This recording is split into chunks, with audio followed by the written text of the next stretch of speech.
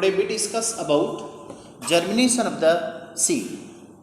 Seed का germination कैसे होता है, स्ट्रक्चर ऑफ द सीड, इससे पहले वाली वीडियो में अपन ने डिस्कस किया था. एंजियोस्पर्मिक सीड का जो जर्मिनेशन होता है वो बेसिकली इसके अंदर जो एंडोस्पर्म है उस एंडोस्पर्म का यूज किया जाता है by the embryo at the time of germination. तो बेसिकली सबसे पहले अपन इसमें देखते हैं कि जर्मिनेशन ऑफ सीड. तो देखिए सीड का जर्मिनेशन कौन कौन सी कंडीशन में होता है, इसका टाइप क्या होता है. तो जर्मिनेशन के लिए जो सबसे पहले कंडीशंस रिक्वायर्ड, कंडीशंस की बात करते हैं. Conditions required for the germination. सबसे पहले यह जो कंडीशन है उसमें अपन को फर्स्ट रिक्वायर्ड होती है water, H2O number 1. H2O actual में सीड के अंदर भी रहता है.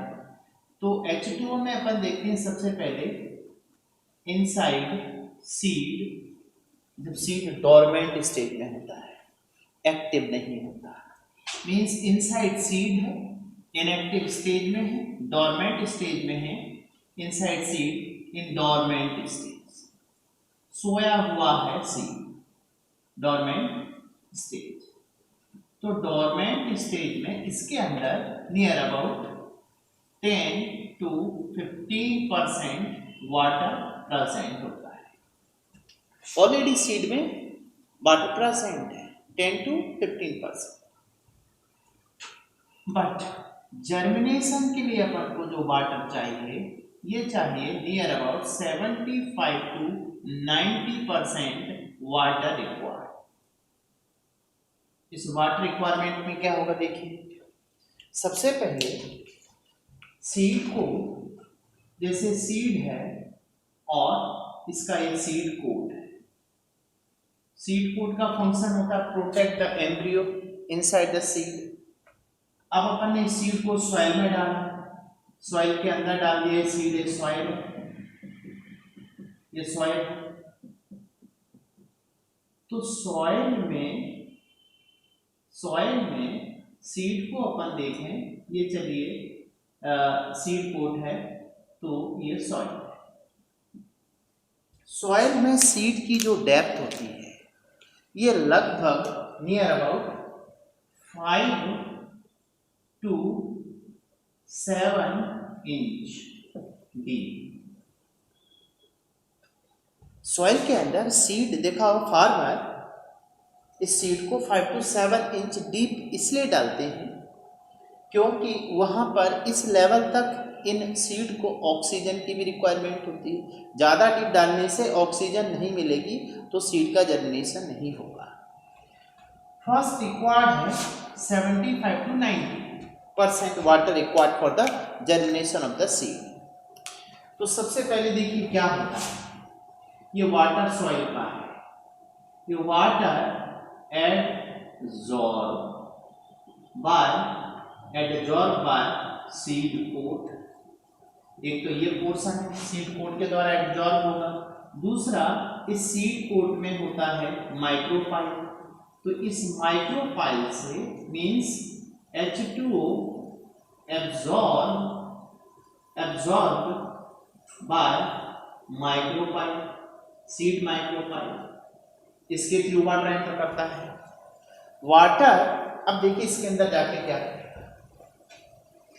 वाटर की वजह से जब वाटर जाएगा इसमें तो पहला वाटर रिक्वायरमेंट है.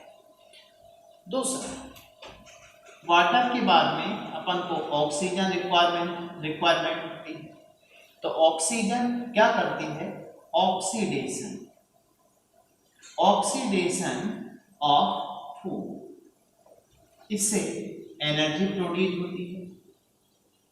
एनर्जी, और एनर्जी किसके लिए रिक्वायर्ड होती है, to the germination, means energy for germination.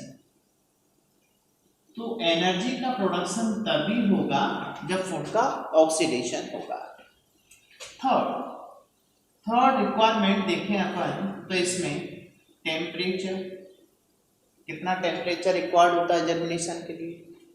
तो temperature basically 0 degree Celsius and 45 degree Celsius, इस टेम्परेचर पर नो जर्मिनेशन। ये टेम्परेचर पर जर्मिनेशन नहीं होगा क्योंकि एंजाइम एक्टिव नहीं होगी। ऑप्टिमम टेम्परेचर जिस पर जर्मिनेशन होता है, तो ऑप्टिमम टेम्परेचर ये होता है near about 20 to 30 degree Celsius. 20 to 30 degree Celsius temperature is required for the germination. दूसरा, इसमें लाइट की भी रिक्वायरमेंट होती है। लाइट, क्योंकि जो सीडलिंग होते हैं जर्मिनेशन के बाद में, उसमें लाइट के थ्रू बाद में फोटोसिंथेसिस होता है। तो ये फैक्टर्स थे जिनकी रिक्वायरमेंट होती है during germination: water, oxygen, temperature and light. अब ये जो जर्मिनेशन की जो प्रोसेस होती है, इसमें इन फैक्टर्स का क्या इंपॉर्टेंस है वो देखिए। वाटर एब्जॉर्ब हुआ, वाटर एब्जॉर्ब होने से O2 कंसंट्रेशन, उस O2 कंसंट्रेशन इंक्रीज होगा सीड के अंदर।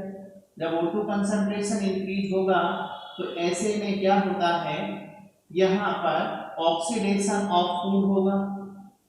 ऑक्सीडेशन ऑफ फूड से क्या मिलेगी? एनर्जी, जो जर्मिनेशन के लिए रिक्वायर्ड है। ऑक्सीजन कंसंट्रेशन बढ़ने से फायदा होगा। दूसरा, H2O जब कंसंट्रेशन इंक्रीज होगा, H2O इंक्रीज होगा, एब्जॉर्ब होगा, तो इसमें जो सीड डोरमेंसी को broken dormancy, seed broken dormancy एक हार्मोन होता है जिबर्लिक एसिड या जिबर्लिन। यहाँ पर जिबर्लिक एसिड एक्टिव हो जाएगा। जैसे ही वाटर का कंसंट्रेशन सीड में इंक्रीज होगा तो जिबर्लिक एसिड एक्टिव होगा, और जिबर्लिक एसिड एक्टिव होने से, इसके एक्टिव होने से protease and amylase, protease and amylase enzyme, protease and amylase enzyme active हो जाएंगे। देखिए, एंजाइम का एक्टिवेशन हो जाएगा सीड के अंदर, क्योंकि सीड में फूड भरा हुआ है, स्टार्ची फूड है। स्टार्ची एंडोस्पर्म में, जैसे मेज की बात करें तो मेज में स्टार्च अंदर भरा होता है, येलो कलर की एलुरोन लेयर होती है, वो प्रोटीनेशियस एंडोस्पर्म होता है।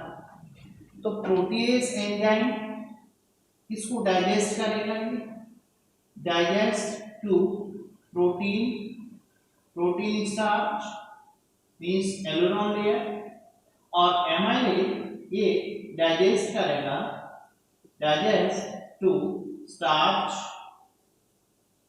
अब स्टार्च और कुल मिला के जो प्रोटीनेशियस प्रोटीन एंडोस्पर्म, और इधर स्टार्च एंडोस्पर्म, इन दोनों का डाइजेशन हुआ। अब क्या हुआ? डाइजेस्टेड फूड मटेरियल, ये जो डाइजेशन के बाद में digested nutrient supply to scutellum, cotyledon था, और स्पूटिलम से सप्लाई होगा एम्ब्रियो को। अब एम्ब्रियोनल एक्सिस में प्लूमूल एंड रेडिकल, तो इसके बाद एम्ब्रियो एक्टिव हो जाएगा, और एम्ब्रियो एक्टिव होना इसको बोलते हैं इमर्जेंसिस। इमर्जेंस का मतलब है, emergence means grow of plumule and radical. Plumule and radical grow करने लगते हैं एम्ब्रियो की एक्सिस के जो दो पार्ट थे वो। दूसरा, एक रिक्वायरमेंट और होती है जिसको बोलते हैं अपन, जैसे फोटोक्रोम सिस्टम या पिगमेंट फोटोक्रोम नाम देते हैं। पिगमेंट फोटोक्रोम। पिगमेंट फोटोक्रोम ये दो टाइप के होते हैं, जैसे पिगमेंट फोटोक्रोम टू टाइप में, one is the P pigment FR and PR। R means red, FR means far red। तो जो FR होता है ये एब्जॉर्ब करता है लाइट को, एब्जॉर्ब लाइट 700 नैनोमीटर, मींस ये एक्चुअल में नाइट में होता है, और ये एब्जॉर्ब लाइट 660 to 680 नैनोमीटर, और ये केस होता है डे में। अब इनमें से, इन दो लाइट में से ये जो फार रेड लाइट होती है ये जर्मिनेशन को एक्टिवेट करती है। ये जो लाइट होती है एक्टिव फॉर्म होती है एंड एक्टिवेट टू जर्मिनेशन। इस वाली लाइट पर एक्टिवेशन हो जाता है जर्मिनेशन, एक्टिवेशन ऑफ जर्मिनेशन। इसलिए क्वेश्चन बनता है यहां process of germination. Process of germination ये जो है कंट्रोल्ड बाय फोटोक्रोम पिगमेंट सिस्टम, या इसको अपन ऐसा बोल सकते हैं फोटोक्रोम कंट्रोल प्रोसेस। तो यहाँ पर एक क्वेश्चन इस टाइप का बनेगा, एक्टिवेशन ऑफ जर्मिनेशन हुआ, इट मीन्स फोटोक्रोम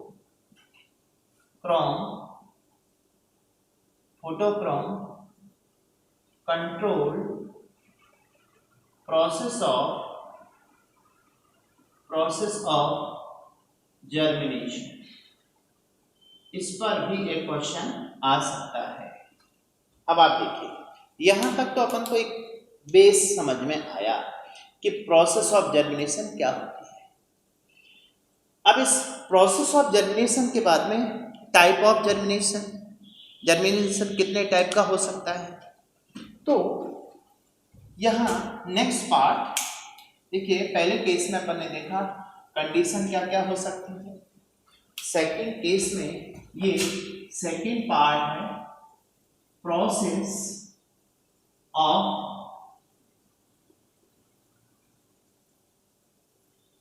ठीक है, प्रोसेस ऑफ जर्मिनेशन ये सेकंड स्टेप है। पहला step condition for the germination. अब थर्ड स्टेप इसका है type of germination. Third one is the type of germination. तो जर्मिनेशन का जो टाइप है इसमें देखिए ये बेसिकली 2 टाइप होता है, बट इसको अपन 3 टाइप में देखते हैं। 3 टाइप में सबसे पहले बात करते हैं, इसमें 3 टाइप में 2 टाइप की पहली बात करते हैं, ठीक है, 1 एंड 2, रिमेनिंग 3 बाद में देखते हैं। अब देखिए इसमें जनरली जो टाइप ऑफ जर्मिनेशन है ये कहाँ पर हो रहा है, सॉइल में।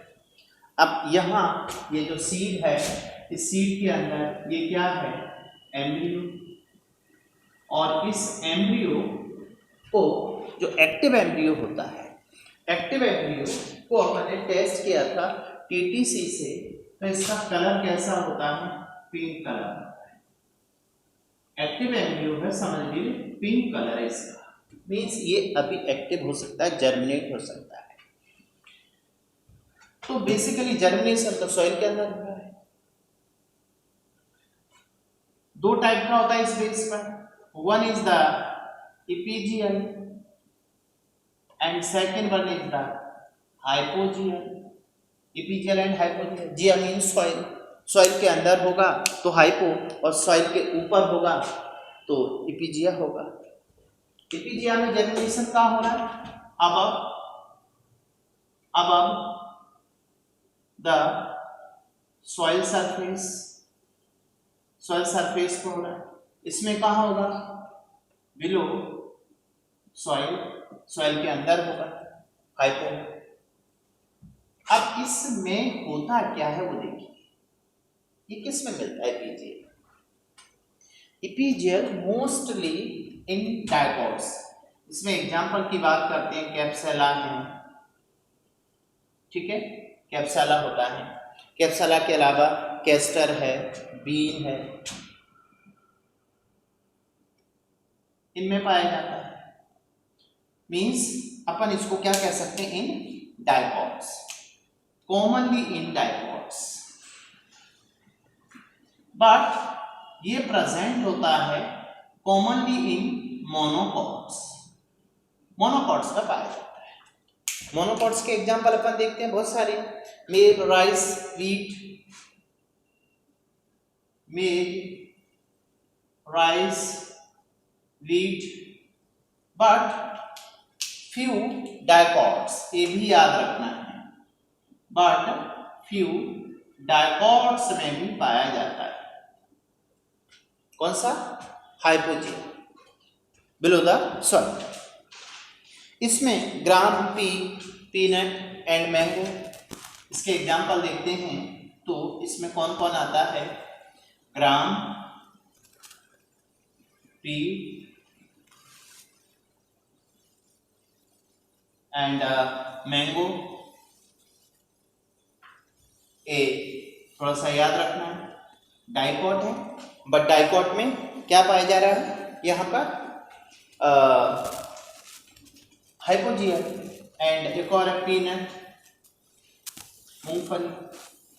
तो ये तो सब ठीक है, एपीजीएल एंड हाइपोजीएल। अब इसकी प्रोसेस देखिए क्या हो रहा है, प्रोसेस ऑफ एपीजीएल जर्मिनेशन। प्रोसेस में इसकी जो है एपीजीएल की, इसमें क्या होगा देखिए, इपी मीन्स कहां पर आ रहा है, अबव द सॉइल, तो इसमें इलोंगेशन होता है हाइपोकोटाइल का, ये याद रखना है, इलोंगेशन ऑफ या growth of, elongation of hypocotyl. Hypocotyl में इलोंगेशन से जो कोटिलीडन है वो comes out above the surface, hypocotyl का इलोंगेशन हो रहा है, ठीक।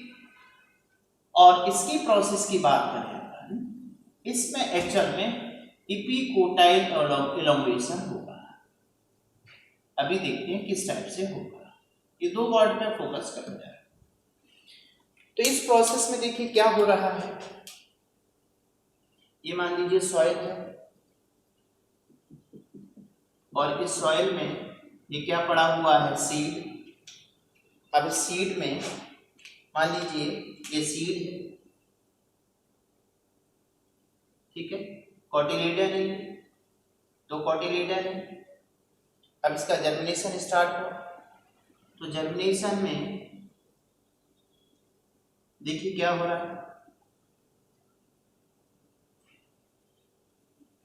ये सीड है, कोटिलीडन है दोनों, इसके जर्मिनेशन में ये ग्रोथ होने लगी किसकी, हाइपोकोटाइल, हाइपोकोटाइल ग्रो करने लगा, ठीक।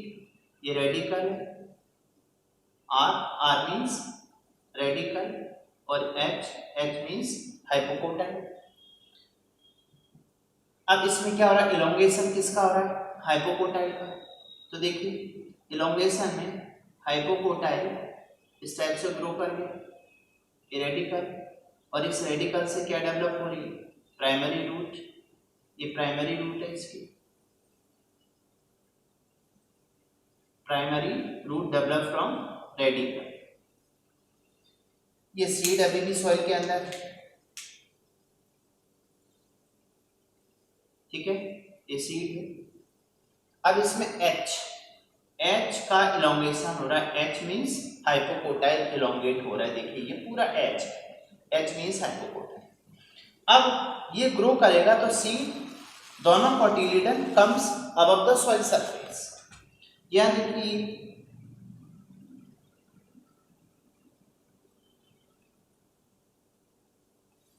ये सीड दोनों कॉटिलीडन बाहर आ गए और ये इसका हाइपोकोटाइल रेडिकल यहाँ से सेकेंडरी रूट डेवलप होंगी। इसके बाहर ये कॉटिलीडन मीन्स ये सीड कोड है, ठीक है। अब आप देखिए इसमें क्या हो रहा है, सीड हाइपोकोटाइल एलोंगेशन से कॉटिलीडन बाहर आ गए, बाद में जाकर के अब ये ग्रो करेगा, मीन्स ये देखिए यहाँ आगे इसमें ग्रोथ हुई, तो ग्रोथ होने से ये दोनों कॉटिलीडन ये लीफी कॉटिलीडन कहलाते हैं। थोड़ा सा इसको ये इलोंगेट हो रहा है, क्या, हाइपोकोटाइल, ठीक है। और यहां पर इससे डेवलप हो रही है सेकेंडरी रूट रेडिकल पार्ट। दूसरा इसमें ये कॉटिलीडन लीफी कॉटिलीडन, इसका प्लूमूल पार्ट क्या डेवलप करेगा, ये leaf,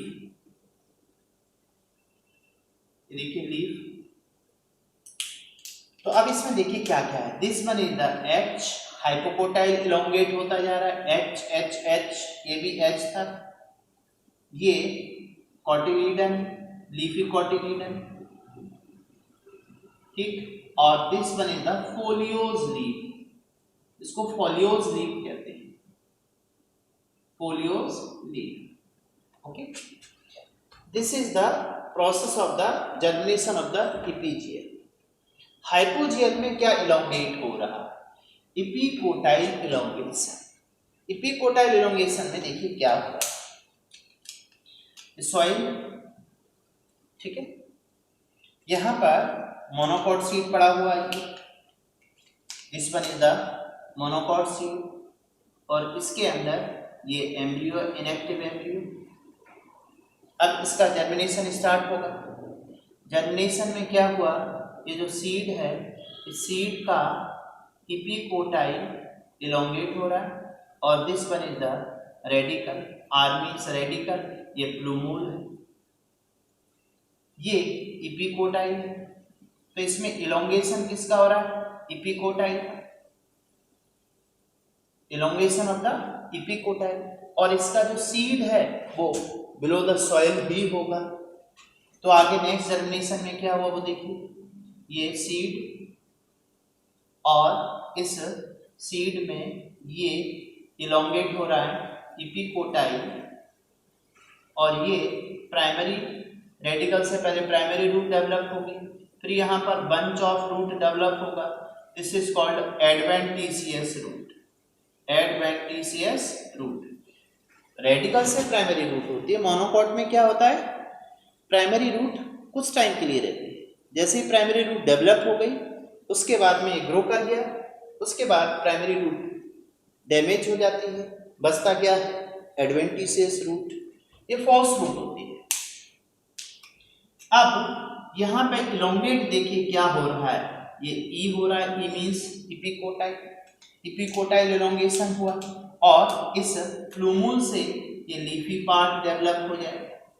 this is the germination of the hypogeal process. Is it clear? थोड़ा याद रखें, इसमें इपीकोटाइल इलोंगेशन है, इसमें हाइपोकोटाइल इलोंगेशन है।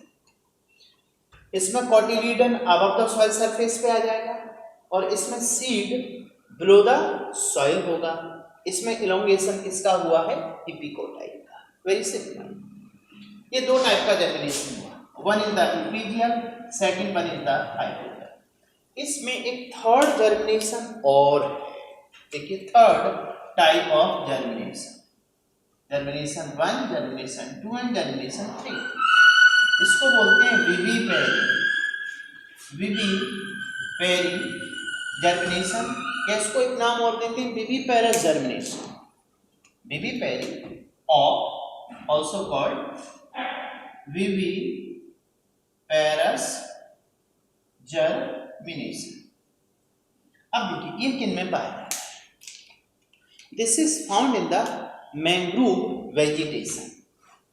तो ये पाया किसमें जाता है, पहले ये देखिए, found in mangrove vegetation. Mangrove vegetation कहाँ ग्रो करते हैं, ये ग्रो करते हैं, grows in muddy saline condition, जहां पर मड होता है और सैलाइन कंडीशन में ग्रो करता है। इस जर्मिनेशन को एक्चुअल में इन सीटू जर्मिनेशन भी नाम देते हैं। इन सीटू जर्मिनेशन क्यों नाम देते हैं वो देखिए, इसका एग्जाम्पल क्या है, प्लांट होते हैं राइजोफोरा प्लांट मडी एरियाज में ग्रो करते हैं। तो इनमें क्या होता है, सीड का जो जर्मिनेशन है वो फ्रूट के अंदर स्टार्ट होता है। याद रखिए, इसमें ये मोस्ट इंपॉर्टेंट पार्ट है इसका। In Rhizophora germination start within seed के अंदर जर्मिनेशन स्टार्ट होता है, सो कॉल्ड इन सीटू। इसको इन सीटू जर्मिनेशन भी नाम देते हैं, that is called in situ germination.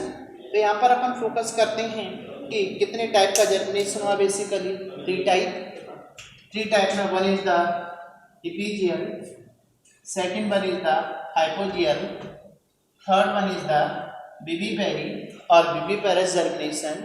इसमें विविपेरी इसलिए नाम दिया क्योंकि सीड सेपरेट नहीं होता, तो मदर प्लांट के अंदर ही जर्मिनेट होता है। This type of germination found in the mangroves vegetation grows in the muddy and saline condition, example rhizophora. इसमें सीड जब प्लांट से अलग ही नहीं होता, तो this type of germination is called in situ germination. Means seed, देखिए generally seed का डिस्पर्सन होता है, फिर बाद में जाके जर्मिनेट होता है, बट यहाँ जर्मिनेशन कहाँ हो रहा है, inside the plant body, mother plant with in the means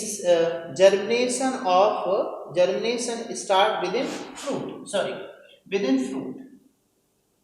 seed का जर्मिनेशन फ्रूट के अंदर ही हो रहा है, seed present in the fruit.